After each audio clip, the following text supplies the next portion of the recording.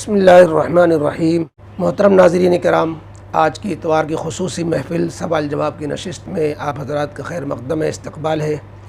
हमारा ये आज 133वां सेशन है। आज हम बहुत से सवालात के जवाबात के लिए आपकी खिदमत में हाज़िर हैं।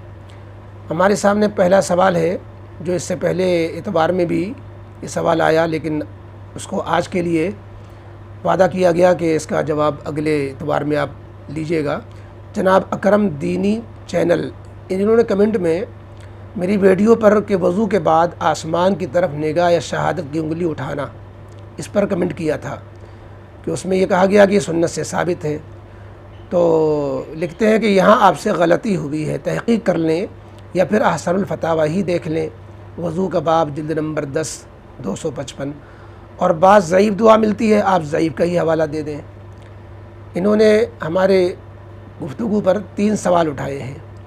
आसमान की तरफ निगाह उठने को जो है सुन्नत हमने कहा है, निगाह उठाने को वज़ू के बाद दुआ पढ़ते हुए, तो इस पर इन्होंने कहा कि आपने गलत कहा। दूसरे शहादत की उंगली उठाना, इसको भी इन्होंने कहा आपने गलत कहा। ज़ईफ़ दुआ मिलती है, वज़ू के दौरान जो दुआएं पढ़ी जाती हैं वो ज़ईफ़ हैं, कह रहे हैं ज़ईफ़ का हवाले ही आपने नहीं दिया। तो ये चूँकि थोड़ा तफसीली जवाब का तकाज़ा कर रहा है आपका ये सवाल, और इसके लिए मुझे हवाले भी देने होंगे, अहादीस भी ज़िक्र करनी होगी। तो अब इसको मुस्तक़िल इंशाअल्लाह वीडियो में अभी सवाल जवाब से फ़ारिग़ होने के बाद इसको रिकॉर्ड करा देते हैं, 1-2 रोज़ के बाद इंशाअल्लाह आप उसको सुन लीजिएगा। अगला सवाल यामीन साहब कहते हैं, अस्सलाम वालेकुम मुफ्ती साहब, मुझे ख्वाब दिखा जिसमें मैंने देखा कि मुफ्ती तकी उस्मानी साहब वफ़ात पा गए हैं और मैं रो रहा हूँ, इसकी क्या ताबीर हो सकती है? बुज़ुर्गों के मुताल्लिक़ जब देखा जाए कि उनका इंतकाल हो गया है, तो ये उनका इंतकाल मरातिब होता है, उनको और ज़्यादा मकाम की बुलंदी, चूँकि इंतकाल में एक दर्जे से दूसरे दर्जे में मुंतकिल होना होता है, तो इससे ये नतीजा निकाला जाता है कि इन बुज़ुर्ग का मकाम अल्लाह के और बुलंद हो गया है। और आपका चूँकि उनसे ताल्लुक़ है, रोना ये है आपके ताल्लुक़ की अलामत है, तो इंशाअल्लाह इस ताल्लुक़ के नतीजे में आपको उनसे इस्तिफ़ादे की और उनकी बातों से फ़ायदा उठाने की तौफ़ीक़ होगी। तो ये ख्वाब बुरा नहीं, अच्छा है। अल्लाह ताला हमें इन बुज़ुर्गों के साए में सीखने सिखाने और उनके फ़यूज़ से मुस्तफ़ीद होने वाला बनाए। तीसरा सवाल जनाब अब्दुल करीम लालापुर कहते हैं, सलाम के बाद मुफ्ती साहब ये बताएं कि यूट्यूब में वीडियो डालने से जो रुपया मिलता है, जो रुपए मिलते हैं, वो सही है या गलत? इन्होंने गलत में 2 गलती कर दी, गाफ और तो की। तो बस ऐसा ही गलत है, वो भी यूट्यूब का रुपया भी ऐसे ही गलत है जैसे आपने गलत को गलत लिखा है। असल मसला ये है कि भाई की मसला ये है कि ये जो यूट्यूब हमें आमदनी दे रहा होता है, यूट्यूब में वीडियो डालने वालों को, वो आमदनी होती कौन सी है? इश्तिहार के नतीजे में उनको मिलती है। वही आमदनी का एक हिस्सा यूट्यूब में वीडियो डालने वालों को दे दिया जाता है। वो इश्तिहार ज़्यादातर ख़राब और बुरे होते हैं, वरना निस्फ़ दर्जन तो फहाशी और बेहयाई वाले और या नाजायज़ ही होते हैं। लिहाजा यूट्यूब की जो आमदनी है, कुल आमदनी को हलाल नहीं कहा जा सकता। इस बिना पर अपने बुज़ुर्गों का कहना यह है कि इश्तिहार का अंदाज़ा लगा करके जो गलत इश्तिहार वाली आमदनी आपको महसूस हो, उतना सदका कर दें, बाकी फिर वो आमदनी जायज़ होती है। चौथा सवाल जनाब उनैस वासिफ़ साहब, इन्होंने भी सलाम के बाद पूछा है, सवाल बैंक अकाउंट में जो इंटरेस्ट आता है वो किसे या फिर कहाँ देना चाहिए, और क्या हम किसी मुसलमान को इंटरेस्ट के पैसे दे सकते हैं? 2 ही मसरफ़ हैं। एक तो ये कि वो इंटरेस्ट के पैसे आप किसी ऐसे परेशान हाल गरीब को दे दें, मुसलमान हो या गैर मुस्लिम, जो अपनी अखराजात के लिए जिसके पास हलाल आमदनी मैसर नहीं है, और या फिर हुकूमत के उन वाजिबी मुतालबात में जो शरअन गैर वाजिबी है, यानी जैसे इनकम टैक्स में देना है, या इसी तरीके से मकान ज़मीन की रजिस्ट्री करा रहे हैं तो वकील वग़ैरह के अलावा जो स्टाम्प पेपर लगते हैं उसमें खामखा लाखों रुपए जो जाते हैं, उसमें आप बैंक का इंटरेस्ट दे सकते हैं। अगला सवाल जनाब इरफान साहब नेपाल से हैं। सलाम के बाद उन्होंने पूछा, हज़रत उम्मीद है आप बखैर होंगे, मेरा सवाल ये है कि वरक़ा इब्न नौफल को सहाबी कहेंगे या नहीं? कहेंगे तो क्यों, और अगर नहीं कहेंगे तो क्यों? जवाब ये है कि वरक़ा इब्न नौफल ये हज़रत खदीजा रज़ी अल्लाह तआला अन्हा के चचाज़ाद भाई थे। ज़माने जाहिलियत में इन्होंने दीन इब्राहिमी को कबूल कर लिया था और ये इंजील पर अमल करने लग गए थे। इनके बारे में कि ये वर्क़ा इब्न नौफल, जिनको हज़रत खदीजा रज़ी अल्लाह ताला अन्हा नबी करीम अलैहिस्सलातु वस्सलाम की पहली वही नबूवत के मिलने के बाद, जब नबी करीम अलैहिस्सलाम नबूवत का बोझ महसूस कर रहे थे, तो हज़रत खदीजा रज़ी अल्लाह ताला अन्हा ने तसल्ली दी, इत्मीनान दिलाया कि आपकी अखलाक ऐसे हैं, आप तो ऐसे हैं ऐसे हैं, लिहाजा आप पर कोई गलत असर किसी और तरह का हमला तो हो ही नहीं सकता।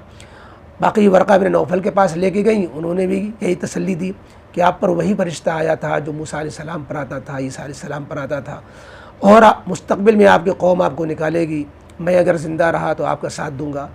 तो इससे वर्क़ा इब्न नौफल का हक़ परस्त होना तो वाज़े होता है, जन्नती होना भी वाज़े होता है। अहादीस पाक में साफ साफ जो है ये कहा गया है कि वो जन्नती हैं।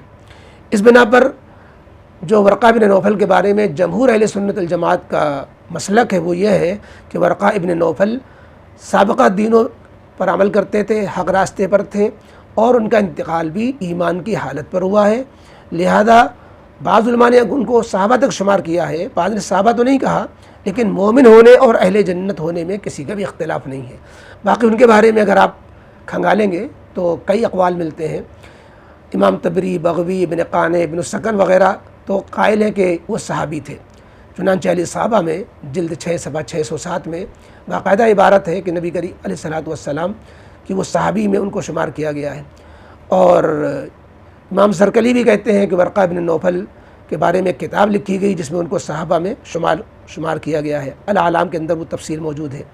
और एक रिवायत ये है कि वो सहाबी नहीं हो सके थे, ज़माने फ़तरत में वो दौर में इंतकाल कर गए थे, इस्लाम की दावत शुरू ही नहीं हुई थी, उससे पहले इंतकाल कर गए थे। अगरचे नबी करीम अलैहिस्सलाम नबूवत से सरफराज हो गए थे, लेकिन आपकी दावत शुरू नहीं हुई थी। इमाम ज़हाबी ज़िक्र करते हैं कि वर्क़ा इब्न नौफल जो है दावत इस्लाम से पहले फ़तरत के ज़माने में इंतकाल करने की वजह से सहाबी नहीं कहलाएंगे। इसी हाफिज़ इब्न हजर रहमतुल्लाह अलैह लिखते हैं कि वर्क़ा ने इक़रार नबूवत तो किया था, लेकिन दावत से कबल इंतकाल हो गया, लिहाजा उनको सहाबी कहना मुश्किल है। इन सब की इबारतें हैं, तफसील का मौका नहीं है। और अगर आप चाहें तो ये हाफिज़ इब्न हजर का लिसाबा जिल्द 6 सफ़ा 607 में और सियर आलामिन नुबला में तफसील देख सकते हैं। बहरहाल अगला सवाल मोहम्मद सुफियान कानपुर कहते हैं, लोन पर बाइक या कार लेना कैसा है, शरीयत क्या हुक्म देती है इस बारे में? जवाब ये है कि लोन यानी सूदी कर्ज़ा लेकर कोई भी चीज़ ख़रीदेंगे आप तो नाजायज़, ये सूदी कर्ज़ा लेना ही नाजायज़ है। और अगर आपकी मुरादी के फ़ाइनेंस कराना, तो फ़ाइनेंस कराने में भी जो बैंक बीच में आता है, पहले वो ख़ुद ख़रीद लेता है बैंक, फिर आपसे ज़्यादा रकम वसूलता है, इंटरेस्ट आपसे लेकर करके फिर जमा करता है, तो ये भी नाजायज़ है। हाँ, एक सूरत है उसके जायज़ होने की कि आप या तो डायरेक्ट कंपनी में जाएँ और कंपनी से कहें कि आप हमको दोनों रेट बताइए, उधार में या किस्तों में आप हमको कितने के देंगे, नकद में कितने के देंगे। वो कहेंगे नकद इतना है और उधार का रेट, किस्तों वाला रेट इतना है। आप कहिए कि हम किस्तों वाला रेट देंगे, उसी वक्त तय कर लीजिए और आप डायरेक्ट कंपनी को दीजिए, बैंक बीच में वास्ता ना बने। लेकिन ऐसा सुना मुश्किल होता है। और दूसरी शक्ल ये है कि आप जो है यकमुश्त ले लीजिए, नकद ही लीजिए, फिर तो कोई मसला ही नहीं है। या ये कि आप इस बिना पर लोन को शो करें, लोन लेना मकसूद ना हो कि अगर नकद आप लेते हैं तो नंबर 1 नंबर 2 की रकम में पूछताछ में तहक़ीक़ के दायरे में आ जाएंगे। उसकी वजह से अपने को पकड़ से बचाने के लिए लोन का सहारा ले लें तो नीयत आपकी सूद खाने लेने की नहीं होगी। तो इसकी गुंजाइश आज के हालात में खुसूसन दी गई है। अगला सवाल नवेदुल्लाह, इन्होंने एक वीडियो भेजी और पूछा है, अस्सलाम वालेकुम, क्या सिर्फ 10 मुहर्रम का रोज़ा रखना काफ़ी है, पूरी फजीलत हासिल हो जाएगी? पूरी फजीलत तो 10 मुहर्रम के रोज़े से नहीं हासिल होती, क्योंकि नबी करीम अलैहिस्सलातु वस्सलाम ने 10 के साथ 9 या 11 को मिलाने को भी अफजल और कहा, अपनी चाहत पसंद का ऐलान फरमाया है। लिहाजा पूरी फजीलत हासिल करने के लिए 10 के साथ 9 को या 10 को मिलाना होगा। अलबत्ता 10 मुहर्रम की जो अपनी फजीलत है वो इंशाअल्लाह ज़रूर हासिल हो जाएगी। और उलमा ने लिखा है कि खिलाफ औला कराहत तंज़ीही के साथ सिर्फ़ एक रोज़ा रखना, इसमें भी कोई हरज नहीं होगा। ज़्यादा खिलाफ औला कहा जा सकता है। लिहाजा जो नहीं रख सकते, 10 ही का मौका है तो वो 10 का भी तनहा रख सकते हैं। अगला सवाल ह्यूमनिस्ट क्या है, ये कहते हैं, क्या नबी करीम सल्लल्लाहु अलैहि वसल्लम ने ख़वातीन से मशवरा लेने से मना किया है? अगर यस तो क्या यह ख़वातीन की इंसल्ट यानी बेइज्जती नहीं है? नबी करीम अलैहिस्सलातु वस्सलाम ने ख़वातीन के हुकूक़ बयान किए हैं, ख़वातीन के हुकूक़ छीने नहीं हैं, इज़्ज़त दी है, बेइज्जती नहीं की है। बस ये है कि मर्दों को अपनी ज़िम्मेदारी का एहसास दिलाया है। अवलन तो वो कोई सही हदीस नहीं है जिसमें मशहूर है कि शाविरहुन्ना व खालिफुहुन्ना, कि उनसे मशवरा भी लो और उनकी बात भी ना मानो। उनका अगर ये बात सही भी हो तो उसका मकसद ये है कि मर्दों को अपनी ज़िम्मेदारी भी निभानी चाहिए। सारा बोझ औरतों पे नहीं डाल देना चाहिए कि वो फ़ैसला लें। मर्दों को अगर मसलन निकाह के वो वली हैं, इसी तरीके से कारोबार के वो ज़िम्मेदार हैं, तो ये दिलजोई के लिए आप उनसे मशवरा लें, लेकिन मशवरा लेने के बाद आपकी ज़िम्मेदारी बनती है कि आपके दिल में जो सही लग रहा है उसका आप फ़ैसला लें, क्योंकि वली आप हैं, ज़िम्मेदार आप हैं। तो ज़िम्मेदार को अपनी ज़िम्मेदारी से राह फ़रार नहीं इख्तियार करना चाहिए। ये नहीं है कि ख़वातीन से मशवरा लो और उनको जो है या मशवरा ना लो या मशवरा लो लेकिन ना मानो, बल्कि मकसद ये है कि मशवरा भी लो लेकिन अपनी ज़िम्मेदारी भी निभाओ। आपका दूसरा सवाल है कि तकब्बुर दिल की एक कैफ़ियत है जिसका ज़ुहूर बातचीत से, लिबास से, वज़ाक़ता से, चलने के अंदाज से होता है, और ये ज़रूरी नहीं है कि जो लिबास, जो वज़ा किसी एक मुआशरे में तकब्बुर की निशानी हो, बिल्कुल वही चीज़ सारी दुनिया में तकब्बुर की निशानी हो। क्या ये नज़रिया दुरुस्त है? बज़ाहिर बात तो बड़ी माकूल लगती है, माकूल आपको लग रही है लेकिन माकूल है नहीं। बात क्या है कि तकब्बुर हकीकत में ये दिल की बीमारी तो है, लेकिन तकब्बुर कहते कैसे हैं? अपने को बड़ा समझना, दूसरे को हकीर समझना।